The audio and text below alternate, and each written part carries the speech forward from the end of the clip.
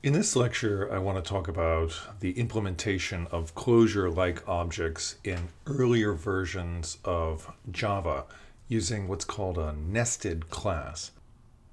Java was introduced in 1995, and nested classes were introduced in the first major revision in 1997. And this was done without changing the underlying Java virtual machine. In fact, the Java virtual machine didn't change until 2014 with the release of Java 1.8, and this allowed some additional improvements to the way nested classes are handled. The primary motivator for nested classes back in 97 was the use of graphics widgets, and I'll show you an example like that, but there's also other reasons such as concurrency and collections. The most basic kind of user interface you might have is a single button with a single display. And to code this up in Java, you're going to use something like this. I'm going to just hit this button a few times and you can see it does something. And the main action in the code is really establishing what this button is supposed to do. So there's some things here. You can see there's a label. That's what I'm actually displaying here. Initially it was 0, and I'm updating that label each time I hit the go button. But I need some domain data, so I've got a counter here. And that counter presumably would be controlling something. Think of it like a volume control or something. And in addition, I've got the button itself. So here's the button. It's got a name on it, and I've got the main thing here. And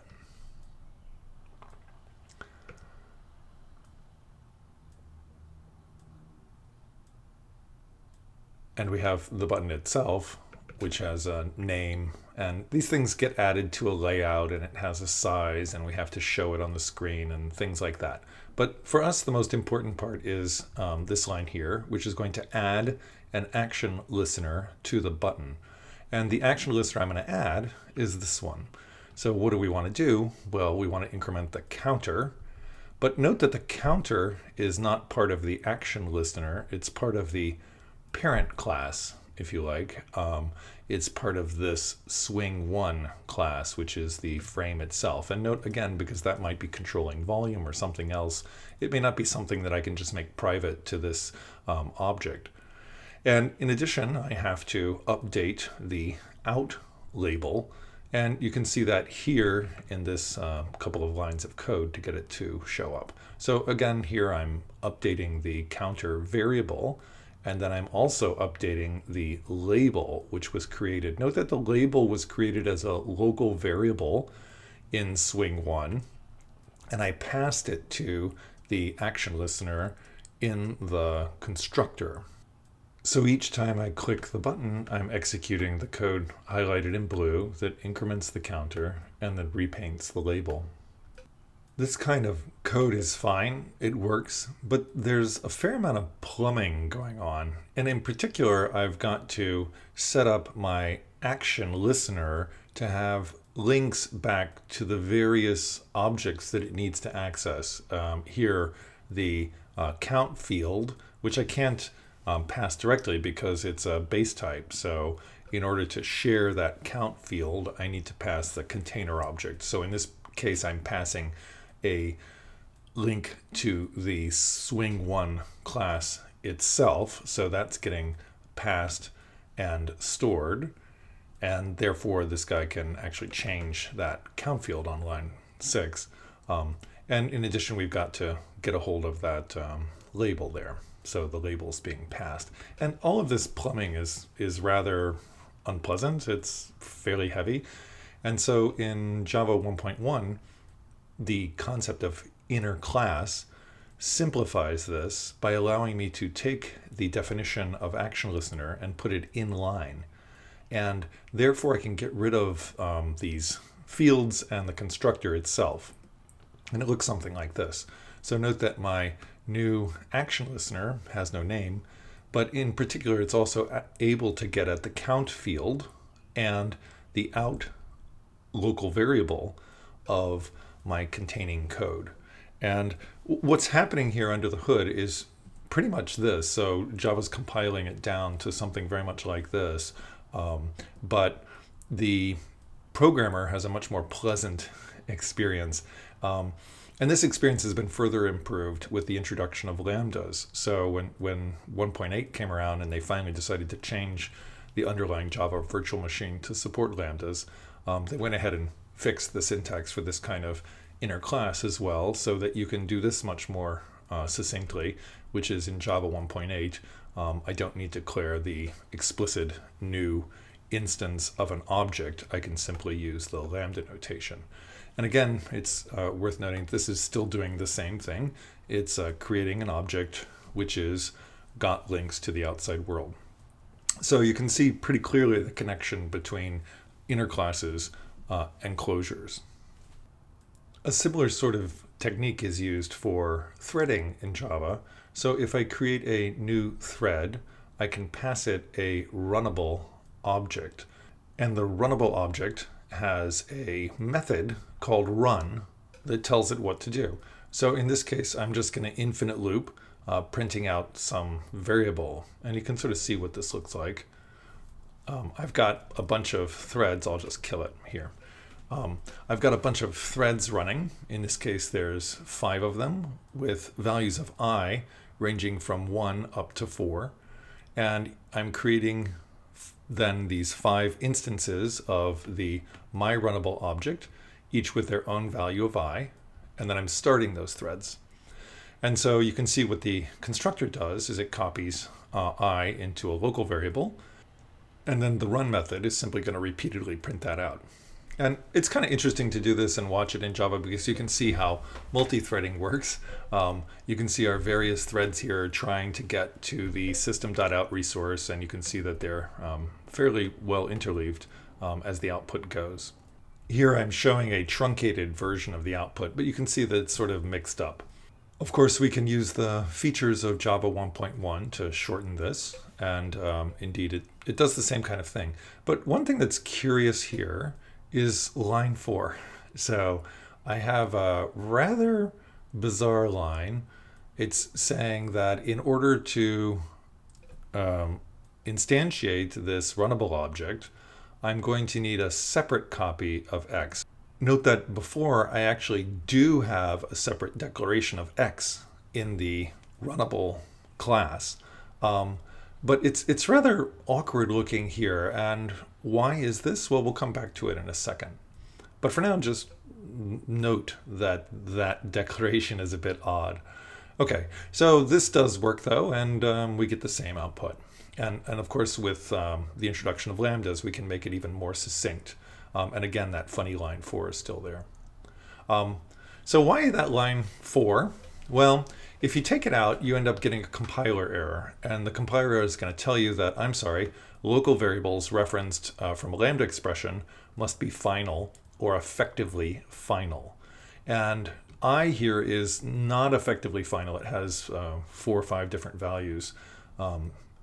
Whereas X here is effectively final, meaning that it's only assigned once in the static context.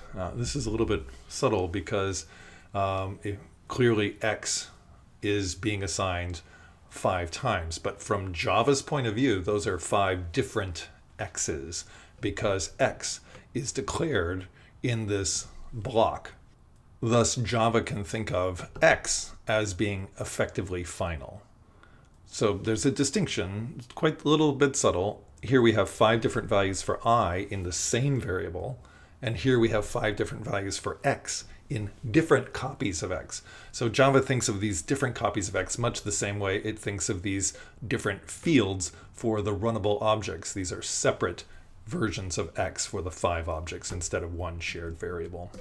This limitation has nothing to do with the lambda notation of Java. It's true for inner classes as well. This seems really nanny state of Java. It's controlling. Why can't they just go ahead and figure out what I mean? And you know, there are languages that do this. They're like, hey, yeah, we'll do what you mean. We'll do what you mean. One of those is Python, and it'll let you do this. So if I write the code, it's going to have for I in the range 0 through 4. We're going to declare a worker. The worker is just going to print out I. And I can kick off that thread. So here I'm kicking off the same thing, 5 threads. But if you run this in Python, you'll actually get just all 4s. Sad. So to get this to work correctly in Python, well, you have to do something very similar to what we're doing in Java. So I need to declare a new variable for each thread. And this is exactly what's happening in Java. Rather than having the thread reference the mutable variable I, my thread is now referencing the local variable X, which is a separate copy for each one of these workers. And when we do this, it'll actually work. When I actually run this in Python, it doesn't look that great. You get this kind of awkward output, and I'll try and kill it here. The reason is that Python, well, it's Python. So, but Python doesn't have quite as nice an interleaving. You can see the values are fairly spread out. So it's still giving me those different values, but it's not as nice a multi-threading model as Java. Something similar happens in Perl, although here the result is maybe even more surprising. You can see Perl is going to print just a bunch of 5s. Well, why 5? The values of I here are going from 0 to 4. So there's no thread that I would expect to print a 5. But in fact, this really shows you what's going on under the hood here. So these functions are capturing the variable I, not the value that I holds. And at the end of this loop, the value of I is going to be 5 because the loop stops when I is equal to 5.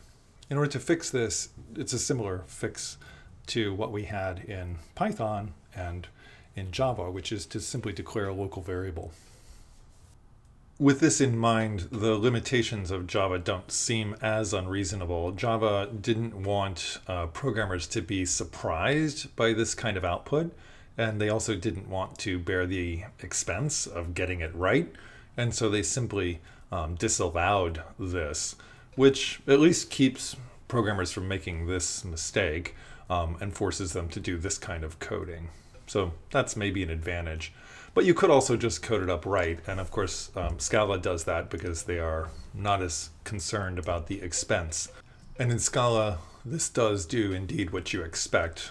Like Java, Scala has some moments where it interleaves threads pretty tightly, going back and forth a lot. And that's not surprising because Scala actually uses the underlying thread model of Java.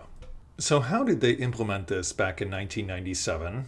They wanted to add this new feature to the language, but they didn't want to change the underlying virtual machine because it had been shipped out a lot in 95 and they wanted to leave that stable. So they instead decided to support this in the compiler. So Java, the compiler, is going to support this, even though Java, the virtual machine, does not. And the way they do this is to create a new class for each anonymous inner class. For the run2 class I had before, it'll look something like this. The generated classes have a $, in the name of the class. This is a name that is valid in the Java virtual machine, but not considered proper in source code syntax for Java, although you can use it, you're not supposed to. And here we have the final class run2, which implements runnable. It has a field X, and that field is initialized by the constructor, and we have the run method that uses it. So this really is very similar to what we had in our 1.0 implementation, where I had my own runnable class that had its field X, its initialization in the constructor, and then the run method. So it's just that this class is being generated automatically for me. And the instance of that class is also being created automatically in this. So you can see here, I'm not having to wire up the local variables and fields into the parameters of the constructor. Instead, that's being done for me automatically. Whereas in the old 1.0 version, I would have had to explicitly done that plumbing or wiring up to get things to work. After the introduction of inner classes Java was fairly stable for a long time until the mid 2000s, and they started to do more innovative stuff with the language. But they really resisted changing the underlying virtual machine as much as possible. They only finally changed that in 2014 with Java 8. And they did that in order to introduce Lambda expressions and have them compile in a way that's more efficient than the way we just saw compilation happen for inner classes. But when they added Java 8 Lambda expressions, they wanted them to be useful for all of the code that had this inner class dependency. And the question was how to do that. So if you have something like my old button with an add action listener, we'd like to enable the programmers to write the code this way. But it's not immediately obvious how to do that. What I need to do is to say that, well, what does this Lambda represent? Well, it could represent an action listener. It could represent a runnable. It could represent many things. And the solution they came up with is to define a functional interface. So a functional interface is an interface that has one public abstract method. And they defined an annotation to sort of mark a interface to check whether or not it is a functional interface. Like many things in Java, the functional interface annotation doesn't actually do anything. It doesn't mean that this interface is a functional interface because it has this annotation. All it does is it checks to ensure that the interface is indeed functional, meaning it has at most one public abstract method. So you can write an interface like this. This is the function interface from Java util function. And here I can annotate that with a functional interface annotation. And the compiler checks that this actually has just one public abstract method, which it does, the apply method. This is a regular Java interface, and therefore we can create implementing classes or anonymous implementing classes like this one, just as we would with any other interface in Java.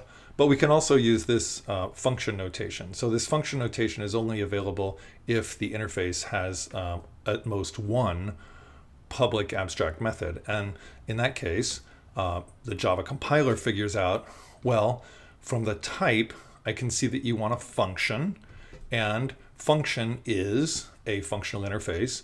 And therefore, when you're writing this method, you must be writing the apply method. If we wrote our Lambda expression in a context that expected an action listener, then the Java compiler would interpret the function to be the action performed function. Similarly, if we were in a context that was expecting a runnable, then the compiler would interpret the Lambda to be the run method. There's many, many functional interfaces in Java, and a lot of them can be found in the Java util function package. And a lot of these are different functions that take a single argument, or some of them take two arguments. A by consumer takes two arguments and produces no result.